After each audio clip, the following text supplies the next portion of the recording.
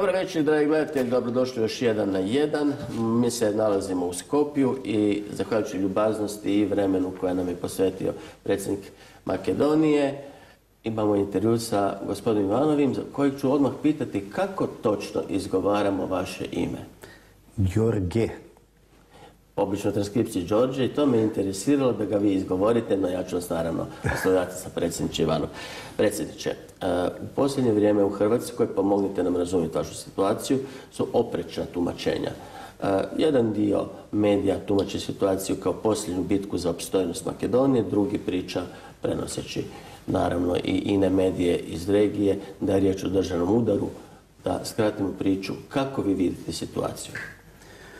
Живееме во времена лажни вести кои продуцираат лажна реалност. Таа лажна реалност станува медиумска реалност, која е сосем различна од фактичка реалност. Така што многу од констатации произлегуваат од медиуми на кои луѓето веруваат, а не проверуваат. Фактичката реалност е сосем поинаква, но ако би ви ја кажал целосната фактичка реалност, кој све е вклучен во ова што денес се случува во Македонија, што све е направено во изминатите години, и вие и вашата публика би добиле на некој начин грчеви или би добиле тегоби, а некои и кошмари. Затоа ќе останам она што е јавно достапно, дека Македонија е веќе трета година во политичка криза, и која се надевавме дека ќе биде завршена со изборите кои ги имавме, но изборите не воведоа во друга криза, пред се со, морам да кажам, надворешно влијание, кои ги пореметија очекувањата и на граѓаните, но и на политичките актери. И затоа е таква состојбата во Македонија. Središte nesporazuma, kad je reč o interpretacijama, je razlog zbog kojeg niste dodijelili mandat za sastav vlade. Čak ste odbili prijedlog, naravno, visoke predstavnice. Koji je vaš rezon? Zbog čega takav rezolutan stav? Mi smo čitali, naravno, da je riječ i o vašoj savjesti, pozivali ste se na Ustav, ali upravo zbog te složenosti situacije pretpostavljam da imate i opširnije obrazloženje. Откога постои независна Македонија, секој пат мандатот го добија победникот на изборите. Така што Заев, ако победеше на изборите, ќе го добиеше мандатот. Но тој ги изгуби изборите и мандатот му припадна тој што победи на изборите. Но победникот на изборите не можеше да состави влада. Последниот ден, во последниот час, беше таа коалиција која беше создадена од мандатарот, беше неуспешна. Нашиот устав не пропишува што се случува ако не се избере во првиот обид влада.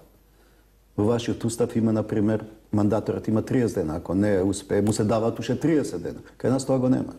Бугарскиот устав има, например, дека првата партија, ако не се остави, се по автоматизам оди на втора партија, па на трета. Ако третата не успее, председателот свикува службена влада, го распушта парламентот, распишува избори. Кај нас нема ништо од тоа во уставот.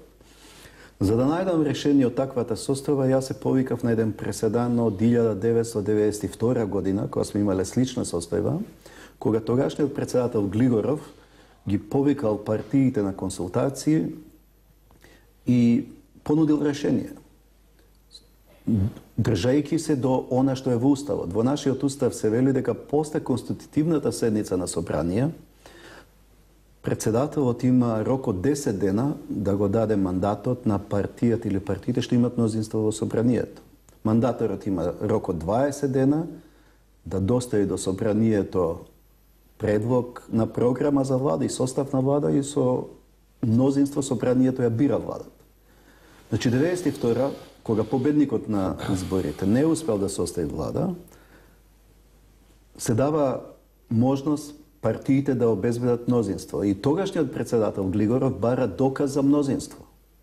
Доказ за мнозинство тогаш, кога доаѓаат кај председателот Глигоров, лидерите на партиите што го чинат мнозинството и предлагат мандатар.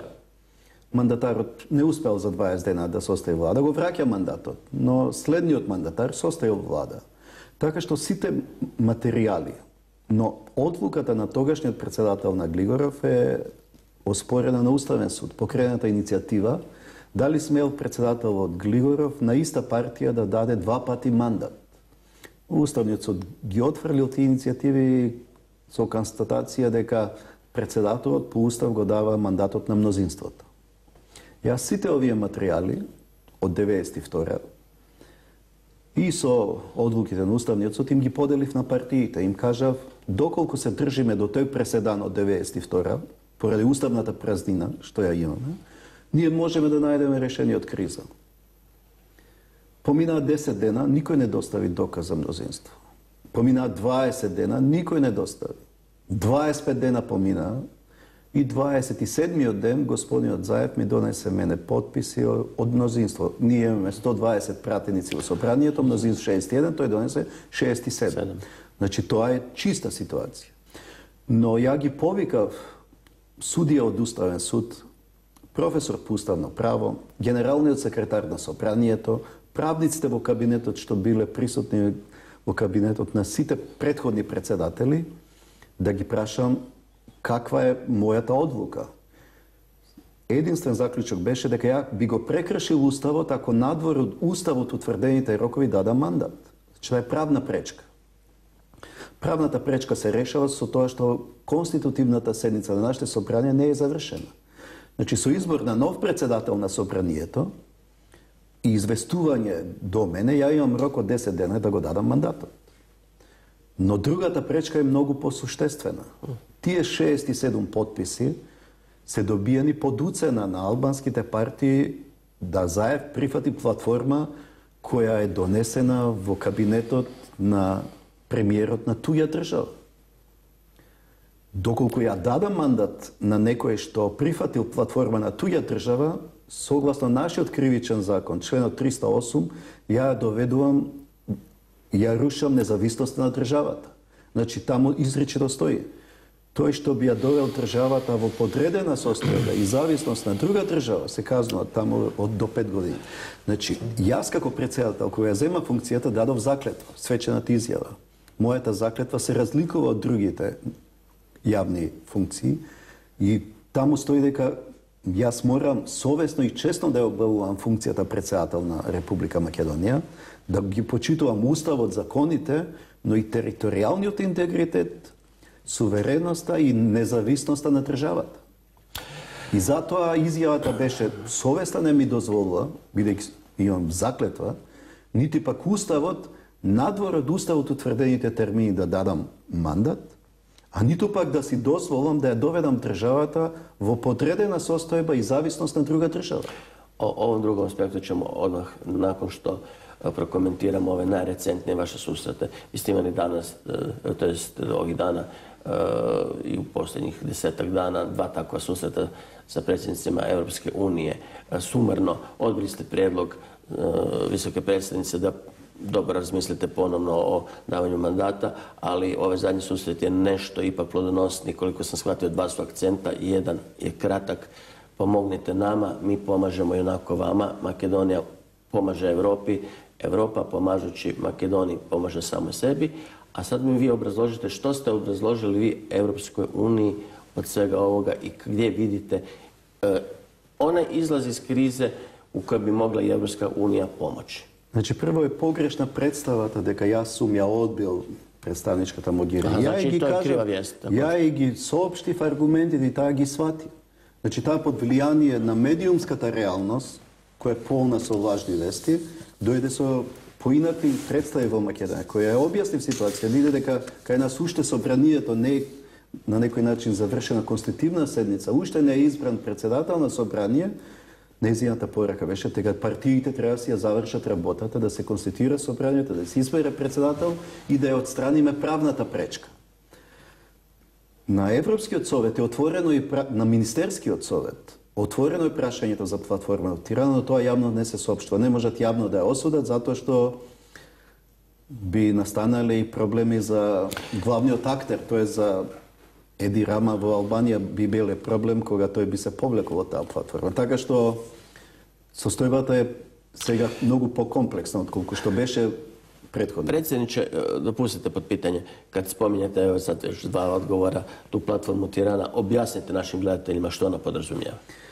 Платформата која е донесена во кабинетот на премиерот Еди Рама во присуство на неговиот министер за надворешни партиите, лидерите на партиите на албанските партии од Македонија е образложена во последните изјави од самиот министер за надворешни работи на Албанија и од самиот Еди Рама. Суштината на платформата е да се смени уставното уредување на Република Македонија.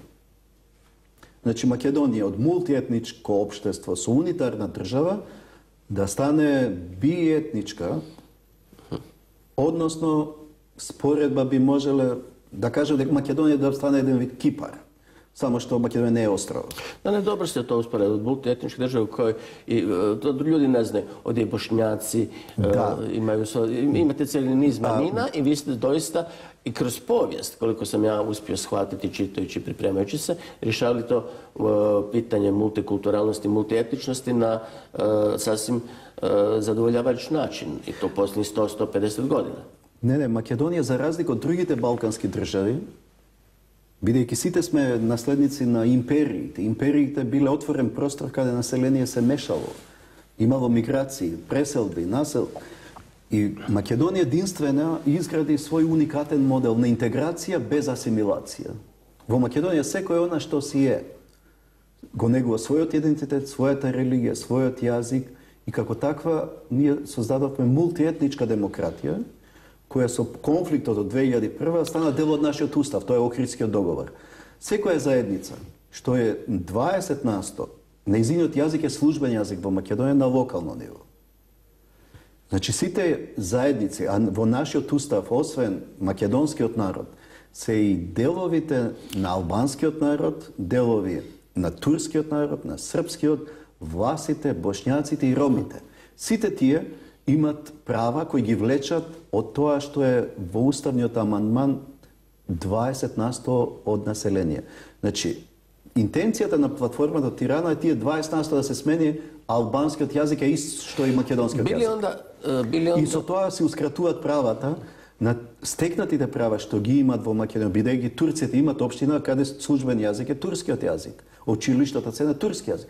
Ние имаме ромска општина каде ромскиот јазик е службен јазик, службениот вестник е на ромски јазик, школите се на ромски јазик, исто србите имаат општина на српски јазик, така што тие права би припаднале со тиранска платформа само на една заедница, а само албанците би имале тоа. Били онда та циприанизација, како сте назвали, Македонije, skončalo u nekoj konfederaciji ili federalizmu ili razni oblici se navode kao plan zapravo reartikulacije i administrativne Makedonije. To je ona što gi predizvika i ljadnici građani повеќе од месец дена да се на улиците.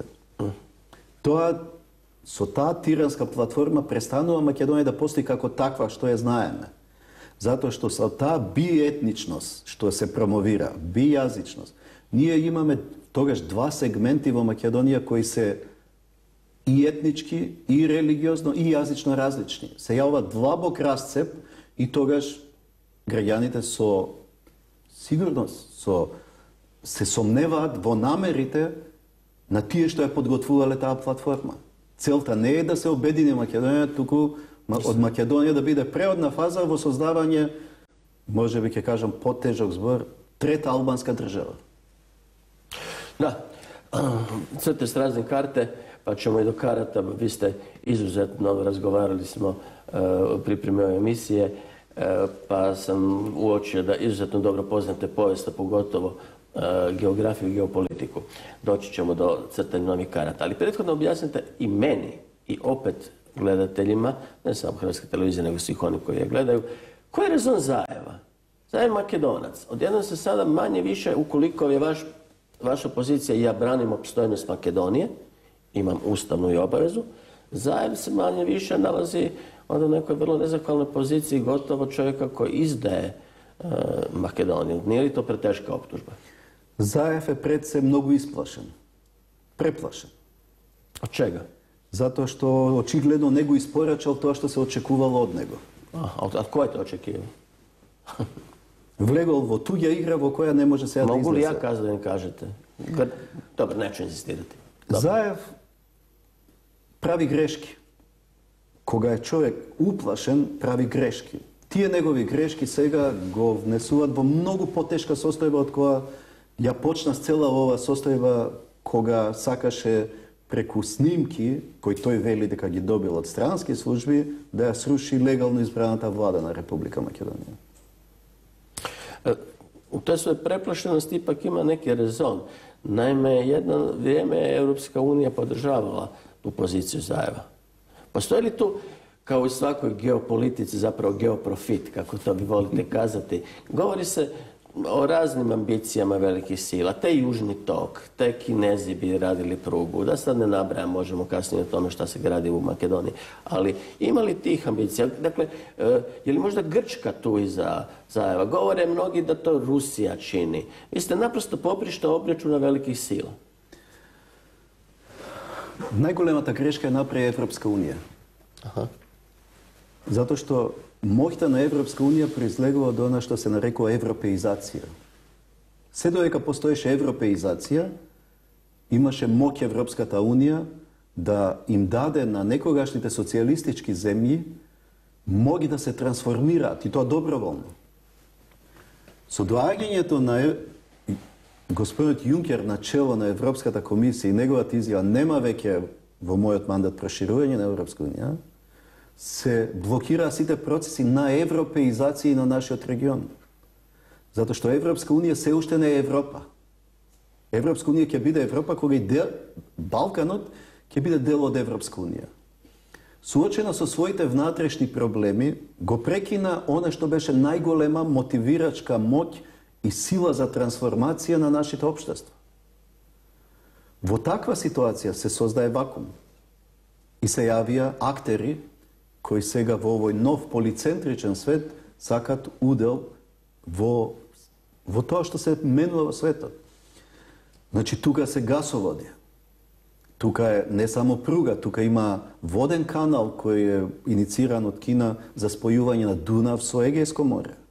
Реален проект кој е направен. Тука се влијанието на Турција, тука е влијанието на арапски земји.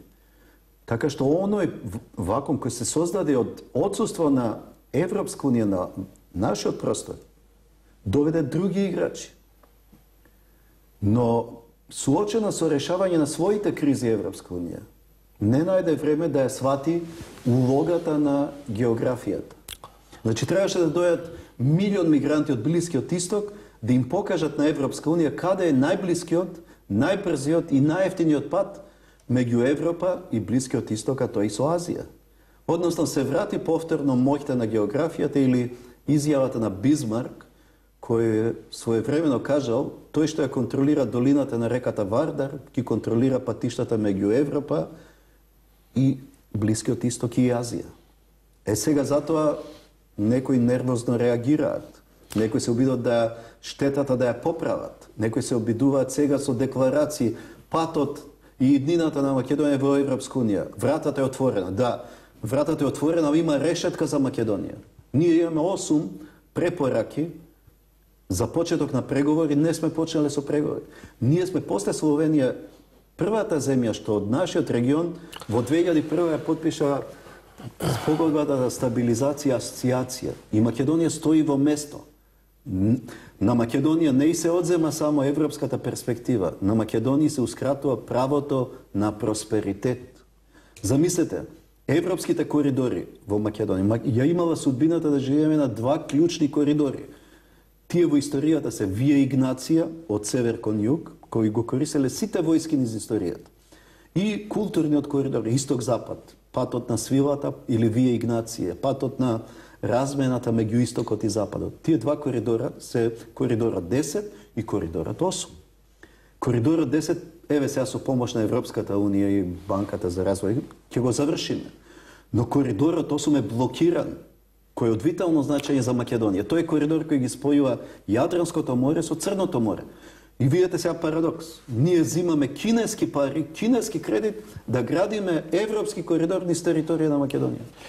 Da, kad smo kod tih velikih u policentričnom svijetu, kako i sami kažete, cijelo, objasnite nam ukratko odnos, iako je to nemoguće. Kad se kaže Washington, danas ima više Amerika. Kad se kaže Moskva, dobro, nema više Putina, ali obično ljudi pojednostavljene stvari kažu Zaeva pritišće SAD zbog južnog toka, a onda bit će da je Ivanov na ruskoj strani. Objasnite, molim vas, vašu poziciju prema Moskvi, Washingtonu i razjasnite odnose velikih sila kako ih vi vidite u Makedoniji. Koja je konfuzna situacija, kompleksna, ljudje do sada da gleda crno-belo. Da. Binaren sistem Nažalost, namještenja. mediji uvijek tako traže, znate, pojednostavljenje. Što jednostavno da se prikaže prevodite. Koga beše Makedonija blokirana za vlezvo NATO, Makedonija so Washington, odnosno so Amerika, postignavme dogovor za strateško partnerstvo. I Amerika gi pomaga site reformi na makedonskата armija. Zamislite, nije do сега imamo 18 mapa, to je što je Membership Action Plan. 18 ke počne naskoro. Papovi, kako gi narekuvат tamo, 8. Znači, najproveruvana armija v istorijata na NATO je makedonskата armija. Makedonskата armija so pomoć pred se od partneri od Amerika, pred se tukaj nacionalната garda na Vermont, imаше obuka na svojите oficiri za zadovoljanje na site NATO standardi. Ние имахме 12 ротации во Ирак, мощни, опасни мисии, за кои нашите војници и офицери добија ордени, одликувања од америчките и генерали и секретари на одбрана. 24 ротации имавме во Афганистан. По број на жители, Македонија едно време беше трет учесник во мисијата во Афганистан. Учествуваме исто во мисиите во Алтеа, во Босна, во Либан. Значи, се што е обврска спрема НАТО, ние исполнуваме. Но сме блокирани во НАТО, поради знаете кои причини. Тогаш бевме заедно во група со Хрватска и Албанија. Хрватска и Албанија влегува, ние останавме надвор од НАТО. И затоа ние исклучивме договор за стратешко партнерство и со Соединетите Американски држави, и со Турција. И затоа и Турција помага македонската армија, исто како што и Америка помага нашата армија. Милионски суми се дадени да ја современиме и да ја држиме кондиција нашата армија. Така што не може да стане збор дека ние имаме лоши односи со Русија, имаме ние историски блиски културни односи, религиозни. Многу наши преродбеници во минатите векови биле во Москва, влијаеле на односите помеѓу нас. Иако Москва не, односно Русија, никој пат не била присутна во Македонија. Освен на културно ниво и на да кажеме, помош на црквата што ја добиваме, за според што го имаме со црквата и ни помага руската црква во тој поглед, колку што може. Но тие приказни Русија, Америка се... Dobro, onda ću to druga... Не се релевантни за... Туку сите сакат да најдат објаснување со тоа влијание. Ipak se mora priznati da je časopis Foreign Affairs ozbiljan časopis. Timothy Les, mislim da se zove čovjek koji je prije 1-3 mjeseca, je ovdje barem izvješteno, predložio zapravo reartikulaciju ovog dijela Balkana. Crtale su se velike mape Albanije, uvijek je ovo sve veliko, znate, velike Srbije, velike Hrvatske, ali nažalost tu nekako Makedonija bi bila onda oštećena. Vi ste govorili o opstojnosti Makedonije. Najkraće moje pitanje, u kojem je smislu i do koje mjere zaista makedonska opstojnost ugrožena? Ili još izravnije, bojite se možda nekakvog rata i oružanog obračuna? Авторот на тој текст бил дипломат во британската амбасада во Скопје. Може да видите со што се бават дипломатите кога се во Македонија. Тој е автор на тој текст. Тоа ништо не е ново, тоа било пред 100 години. Британските дипломати, тогаш Македонија немала на мапа. Значи нема ништо ново од тоа. Во кризни моменти пак се враќаат стари приказни и стари мапи и стари карти да не заплашуваат и да ни укажуваат. Мислите да се више мапе као проекција желја, а не реалности? Апсолутно. Тоа се, знаете, работа на некои што сакаат да имаат што да работат. Македонија обстојувала и кога и немала своја држава. И сега кога има своја држава, настојува да ја сочува својата собствена држава. И затоа, повторувам, е реакцијата на граѓаните, затоа што чувствуваат дека во овие моменти на турбуленција во целиот свет, не само регионот, видите што се случува Северна Африка, Блискиот Исток, Централна Азија, видите го светот како се менува. Некој сака да профитира во таа нова состојба и во тој нов свет кој се раѓа. И граѓаните ја чувствуваат таа загрозеност и реагираат. Ние сме политичари. Ние доаѓаме и си одиме. Но институциите и државата останува. И затоа грижата за државата и државниот интерес е приоритет при секоја одлука која се носи и од моја страна и од сите што досега биле на ова позиција во Македонија. Gospodine predsjedniče, obično se jednako tako predrasudno zbog toga što, kažemo, mediji podnestavljaju, smatra da i dan danas postoji veliki konflikt Grčke i Makedonije i jasno riječ je o imenu. No u jednom vašem intervju vidio sam da ste vi benevolentni da kažete postoji jedna cijela nova generacija mlađih grčkih političara koji su dobronamjerni i izlaze u susret u pregovorima. Razgovarajući sa svojim kolegama koji su u Briselu, čuo sam da je temeljni problem, pa me vi ispravite ako su me krivo obavijestili, da se ne dopušta da se uz pojam Makedonije odmah prisloni pojam Republike. Pa se predlaže Republika Sjeverna Makedonija ili koje kako inačice. Šta je sa tim imenom danas i kakvi su odnosi Grčke i Makedonije? Дојде нова генерација на политичари во Грција со кои имам извонредна комуникација. И за време на мигрантската криза со грчкиот премиер имавме дури 3 средби во кои соработувавме, што не било случај претходно. Се случува на министерски совет во Европска унија, грчкиот министер да ја брани Македонија, што било досега невообичаено. Кога беше мигрантска криза, кога не беше Грција присутна на состаноци на Вишеградска група, на балканските кои, ја ги застапував и ги бранев грчките интереси. И барав да и се помогне на Грција во однос на мигрантска криза. Значи се создава една нова реалност која е сосем поинаква од таа што била во минатото. Но младите генерации заборавија дека се почна со планот Милошевиќ Мицотакис да се подели Македонија меѓу Србија и Грција. Позадината на спорот со името е токму тоа. И интервјуата можат вашите гледачи да ги побарат на тогашниот министер за надворешни работи на Грција и бившиот грчки премиер Самарас и кажуваат све. Нивната стратегија, значи на таа генерација, стари политичари кои живееле во свет кој бил под влијание на студената војна и опасноста на Грција од таа блоковска поделба, ја пренеле на генерации и генерации политичари кои кон Македонија имале предрасуди. Тешко се менува таа представа која е создадена од старата генерација на политичари. Инаку сега Македонија со Грција има извонредни односи. Ако гледаме во односот на туризмот, сите македонци летуваат во Грција. И по грчки извори македонците секоја година трошат по 1 милиарда евра во шопинг, во туризам во Грција. Стотици и стотици се грчки компании во Македонија, многу успешни. Немаме недоверба меѓу населението. Но старата гарда, старата елита во Грција не дозволува да таа реалност која постои на терен меѓу луѓето да биде и одраз на политика. Видете, минатиот председател на Грција, ја го канев 5 пати да имаме средба, ги одбиваше сите. Сегашниот грчки председател нема јавен настап да не третира како боксерска вреќа, да мава по Македонија, за името за Македонија и што ти знам. Значи, многу бавно се случуваат промените на Балканот. Предрасудите се уште траат и обстојуваат. Македонија не е закана за никој. Туку обстојувањето на Македонија и овозможува на Грција да има политика во регионот што може да ја врати таа позиција што ја имала Грција пред да станат новите членки на Европска унија. Но треба време.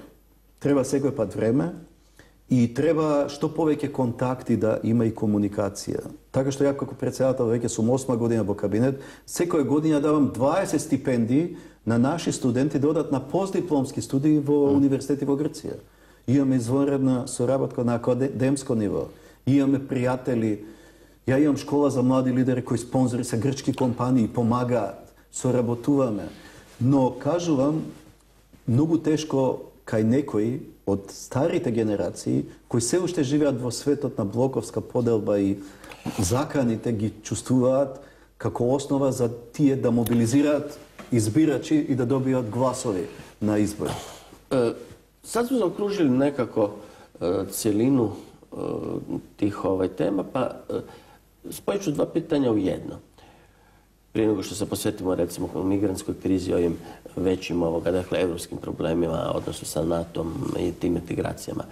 Kako vi vidite sad neposredni izlaz iz ove krize koja traje 3 godine i tko je po vama pregovarač koji je konstruktivan s albanske strane. Ja sam bio prije mjesec i pol otprilike u Prištini i sa predsjednikom parlamenta sam razgovarao. On je rekao jednu jako lijepu misao, bolje godine i godine pregovora nego jedan dan rata ili obračuna. To je pametno i naravno da svi to honoriramo, ali tko je u Makedoniji vama partner s kojim bi mogli konstruktivno razgovarati da izađete sutra iz ove krize? Prvo, niko ne posakuva vojna ili konflikt, zato što nema semejstvo u Makedoniji koje ne stradalo od dvete balkanske vojne, svetske vojne, studenata vojna, konflikt od 2001. Tako što i protestite se toliko mirni i dostojinstveni što niko ne spomnuva bilo kakva sostojba na konflikt ili vojna. Site albanski političari koji poagjat od interesite na Republika Makedonija se konstruktivni sogovornici. Sekoj što poagja od interesite na građanite što živat u Makedoniji i dninata prece na mladite koji se zapostaveni i koji odredeni političari nastojuvat da gi koristat i da gi zloupotrebuvat za svoji celi, ne nosi dobro na Makedonija. Za sve ima rješenje ako se razgovara, ako ima dijalog. Ako vi nemate dijalog, kako će dojete do rješenja? Za sve treba se razgovara. Pa i za site prašanje što ti gi otvara cega so platforma. Za sve treba se razgovarano da se zna koji se interesite nadržavate. I zašto koji su perspektivi vaši predlozi, koji je to set rješenja? Naime, tu je i demografija kao bitan čimbenik, kao bitan faktor. Za pretpostaviti je da će albanska populacija rasti. Kako riješiti te odnose u Makedoniji, da kroz period 20, 30, 50 godina Makedonija naprosto može mirno živjeti, posvetiti se ekonomiji, privredi, proizvodnji, boljem standardu ljudi? Pa tokmo i to se случуваше во изминатите 10 години да се отворят перспективи на младите луѓе. Значи, Македонија без присуство и без членство у НАТО и Европска унија покажа дека во услови на најголема глобална економска криза која почна 2008, Македонија имаше економски раст скоро највисок меѓу најголемите во Европа. Доаѓаше над 4% раст. Се отворија илјадници работни места во Македонија. Затоа што се посвети еден млад тим во Македонија да направи реформи и да создаде Македонија да биде еден вид најпривлечна дестинација за странски инвестиции. И имате те инвестиции? Се отворија илјадници работни места. Само една компанија, Джонсон Мети, например, има извоз од 1 милиарда евра. Може замислите? Се отворија, нема град, област кај што нема нови фабрики отворени. Пред се во автомобилската индустрија.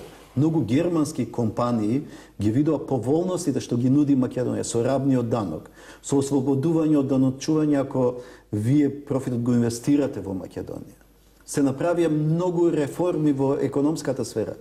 Па и на CNN може да ги гледате се што постигнала Македонија и индексите на Doing Business да видите што постигнала Македонија меѓу најголемите реформатори за да создаде амбиент, за да привлече и странски инвестиции и да почне економска, да ја кажеме, динамика, голема динамика во Македонија. На некого тоа изгледа не му се допаѓаше. Koliko ste vi žrtva, evo sad imate priliku objasniti svima i u Europi vjerojatno, migrantske krize i koliko ste vi zapravo dali Europi, a koliko vam je malo u tom smislu vratila?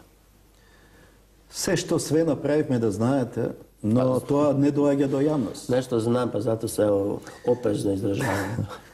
Знае се вели дека благодарноста не е политичка категорија. Благодарност добиваме лично, јавно тоа не се искажува. Оти тогаш може да се навреди друга земја што тоа не го направила, што ние го правиме. Но во услови на 2015 кога се јави големиот мигрантски пран од Блискиот Исток, може да се каже дека Македонија беше најсуверена држава во Европа.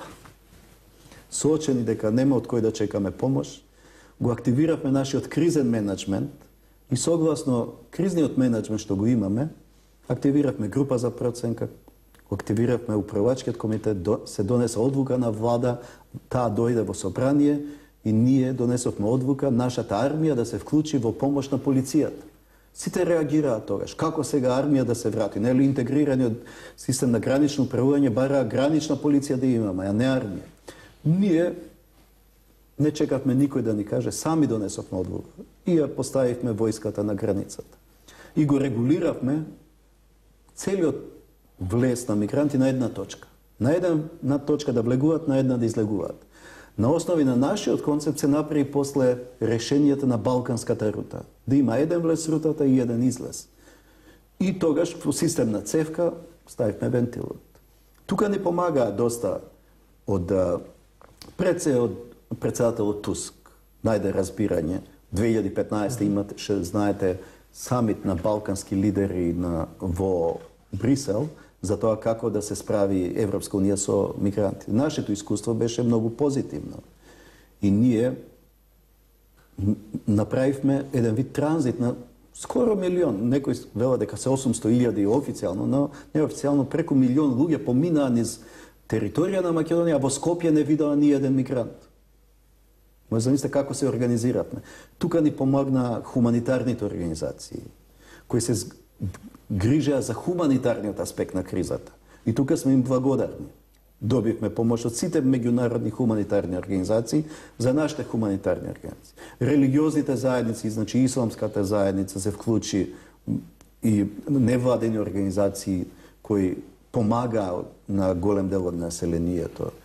Но Брисел, преокупиран со хуманитарниот аспект на кризата, го запостави безбедносниот аспект на кризата. Значи, мигрантскиот бран може би беше и поттикнат за голем дел од тие што војуваат на Блискиот исток, пред се во Сирија и Ирак, да се вратат во Европа. И илјадници има странски борци од Европа кои учествуваат во конфликтите во Сирија.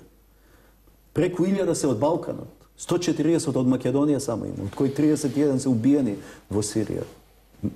Повеќе од 20 се затворени во акции што ги имавме Келија 1, 2 и 3. 80 на повратници кои отишле како екстремисти, а се вратиле како терористи, слободно си шетат низ наша територија. И ние укажавме на тој аспект на кризата. Едно е хуманитарниот, но безбедносниот е многу сериозен. Ви сте указали на треći, на uzrok. Upotrebili ste metaforu bare, da se komarce uništi tako da se bara isuši. Ali kako isušiti tu baru kad ste sami kazali mnogi imaju interesa da bara postoji? Тоа ја користев една метафора да ги објаснам, бидејќи со метафори се поедноставуваат. Значи, нашето искуство е дека маларија не се сузбива со убивање на комарци, туку со сушење на барата. А барата е Блискиот исток. Блискиот исток е жртва на тие што порано ги нарекувале креатори на геополитика и геостратегија, велам не, на геопрофит. Значи, коридорите кај што проаѓаат големи профити, гасоводи, шверц на дрога, на човечки органи, на што све не се случува во светот. Кој ги контролира коридорите на профитот, тој профитира од таквите состојби. И мигрантите се жртва на тоа што им се случува во нивните држави. И дека не се дојде до мир на Блискиот исток, мигранти ќе има. Меѓутоа, мигрантскиот бран на бегалците од боиштата во Сирија и Ирак го потикна бранот на економски мигранти. Значи од Бангладеш, Пакистан, Афганистан, цела Африка е подигната. Сега имаме наплив на бегалци кои доаѓаат од Африка. Но од Африка луѓето не се како што беа од Сирија. Од Сирија ние имавме интервјуа со бегалци. Околу 38% од бегалците од Сирија имаа високо образование. 40% средно образование. Сите беа луѓе со урбано искуство што живееле во градови. Од Африка доаѓаат луѓе кои поради климатските промени, немањето храна, вода, се принудени да одат кон Европа. Од Европа, без разлика што све се случува, е супер сила на животен стил. Сите сакаат да дојдат во Европа. Значи, сите млади денес користат нови технологии, смартфони. Сите го гледаат животот во Рим, Париз, Берлин. Сите сакаат таков живот. И ризикуваат се. И дури даваат пари на шверцери на мигранти. Оти сега мигрантската криза стана голем бизнис, во кој се вклучени големи играчи, големи суми се во прашање. И во тој бизнес луѓето жртвуваат се, продаваат имоти, све само да дојдат до Европа. svi žele biti u Europi. Makedonija ne samo da želi, nego i pripada Europi. Što je osnovni problem danas na tom putu u NATO i Europsku uniju?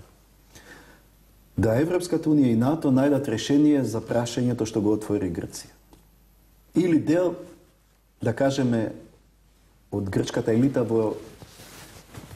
pred 2,5 decenije. Не можејќи да најдат начин, сега добро им доаѓа кризата да биде алиби да кажат еве Македонија не е подготвена ни за НАТО, ни за Европска унија. Значи последиците од блокадите што ги има Македонија се причини сега за нова блокада. Не сакаме да се амнестираме. Во македонското општество има се што има во сите некогашни социјалистички општества. И корупција, и криминал, и злоупотреби. Но кај ќе беше Македонија ако кога го доби првиот извештај и препорака за почеток на преговорите, ги отворише поглавјата 23 и 24 кај што се сите проблеми во нашето и во целиот регион, прашањата, нели, Justice and Home Affairs. Најголемите проблеми кај што сите кризи во Македонија се јавуваат, а ние на секоја 2 години имаме криза поради блокадите. Доаѓа токму од таа област каде што бараме да се реформират, да се воведат европски стандарди, европски критериуми, европски принципи. Но не може да убедите вие европската бирократија дека тоа е моќта на Европа, да го трансформира секое општество, да го европеизира. Hrvatska možda ne može puno, ali na kraju, jer smo tu na kraju razgovora, koliko Hrvatska pomaže i kakvi su odnosi sa Hrvatskom? Со иницијативата од Хрватска и Словенија за брдо-бриони процесот, ја презеде улога што требаше да ја прават постари членки на Европската унија од нашиот регион. И тоа доста ни користи затоа што наместо декларативни, као што многу има проекти на Балканот кои се декларативни, се зафати со проекти кои се конкретни. На Балканот му треба нова инфраструктура, му треба нова енергија, му треба. На Балкан му треба перспективи за младите. На Балкан му треба повторно да ја почувствува моќта на отворениот простор.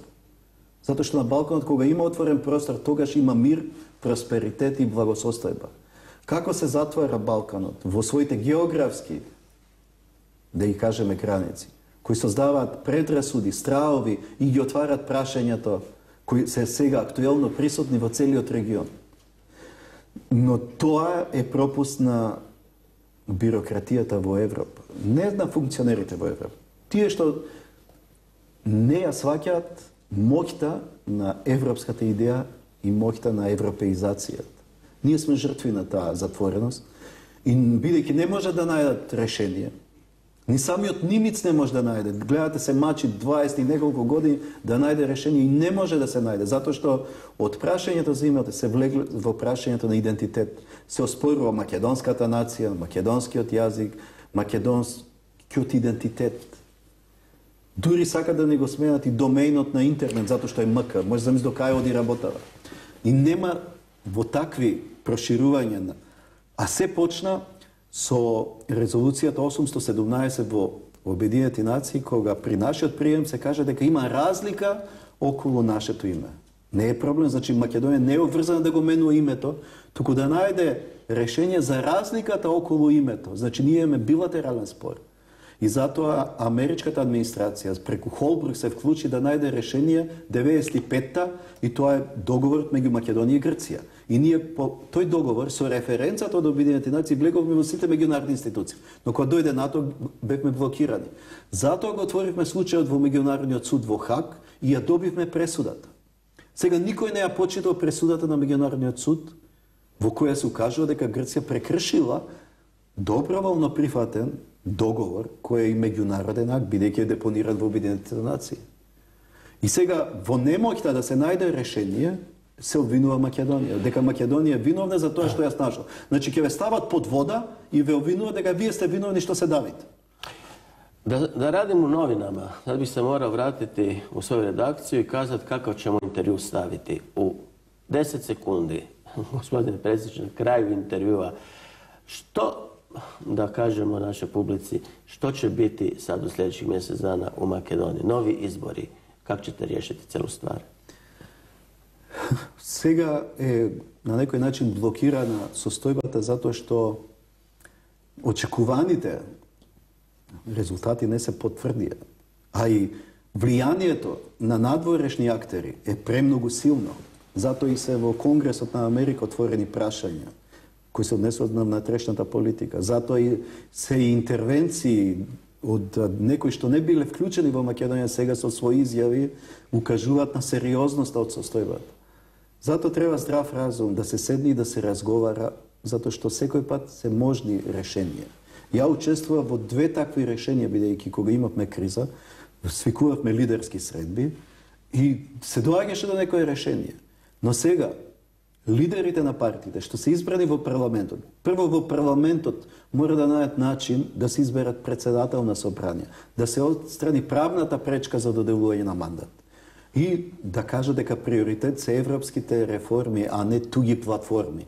Тие туги платформи доведуваат да се создае влада која ќе биде уценета и која нема да ги исполнува барањата на граѓаните. Во Македонија имаше над 90% поддршка за Европската Унија. Сега се сведува на 70 и ги продолжи да паѓа. Затоа што се гледа немоќта да се најде решение, бидејќи се бавиме со последици, а не со причини. Причините за се што се случува во Македонија е блокадата на Македонија. И во НАТО, и во Европската Унија. Ја користев една метафора. Како се чувствувате вие кога ќе се заглавите во лифт 2-3 минути? Кој е чувството што го имате? Паника. 25 години Македонија заглавена во лифтот. Метафорично. Тука се извориштата на сите кризи. Ако не се одблокира блокадата на Македонија во Европска Унија и НАТО, не гледам решение. И затоа треба да се размислува за кои се можни последици од оваа криза во Македонија, која би се ширила и во други земји кои се во слична состојба. Gospodine predsjedniče, hvala vam lijepo na vašem vremenu, hvala na iscrpnim objašnjenjima, nadam se da će sada mnogi više razumjeti i vašu poziciju po poziciju Makedonije i nadam se da ćete riješiti te probleme vrlo skore, iako, kažete, traju godinama i godinama, a u perspektivi i više od stoljeća. Hvala vam lijepo na razgovoru i do sljedeće prilike. Doviđenja. Dragi gledatelji, hvala lijepo što ste bili sa nama. Gledajte nas i sljedećeg četvrtka u novom 1 na 1. Laku noć.